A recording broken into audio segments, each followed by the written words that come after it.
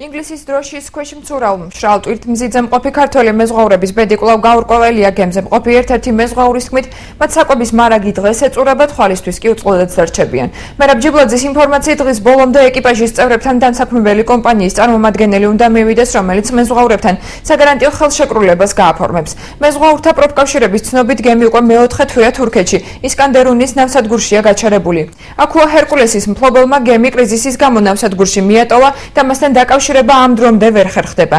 პროფკავშირის ინფორმაციით გემი დაყადაღებულია და მასზე 4 ქართველი მეზღვაური იმყოფება. მეზღვაურები გემზე საკრუინგო კომპანია ზურგის ქარის შუამდგომლობით მოხვდნენ. კომპანიაში აცხადებენ, რომ მეზღვაურებს თურქეთის მხარე ამ ეტაპზე 1 თვის ხელფასის ანაზღაურებას, ადვოკატის აყვანას და ტრანსპორტირების ხარჯების დაფარვას თავაზობს. დეტალები თემასთან დაკავშირებით იხილეთ მთავარ გამოშვებაში.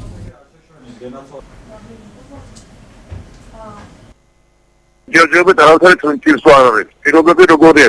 საჭმელი საერთოდ გათავდა, მაკარონიც გათავდა, წყალი დავშიათ, ბოთლახევარი ალბათ. ველოდებით უნდა მოსულიყო რაღაც ადვოკატი, რომელსაც უნდა წავეყვანოთ, თუმცა ეს ფული დარიცხვის შემდეგ.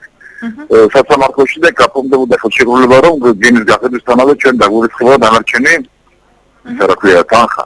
მაგრამ ჯერჯერობით არავითარი ძლა არ ჩანს. თავრობაც თურქეთის ჩართულია.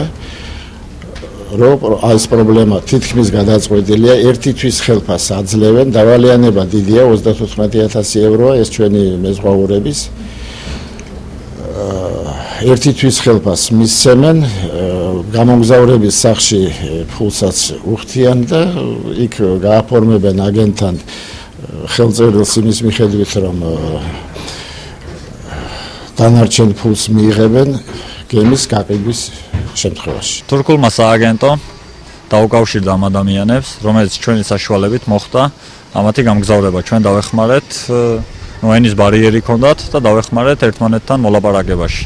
გაემგზავრათ გემზე, გემფლობელი გაიქცა, პრობლემები შეიქმნა, გემი გაიყიდება, ყველა აიღებს მის თანხებს, ხო და თურქული სააგენტო ნაწილ თანხას დღესვე უბრუნებს. და გემის გაყიდვის შემთხვევაში დანარჩენ თანხებს ყველა მეზღვაური აიღებს. ამის გარანტიას აძლევს თურქეთის სახელმწიფო.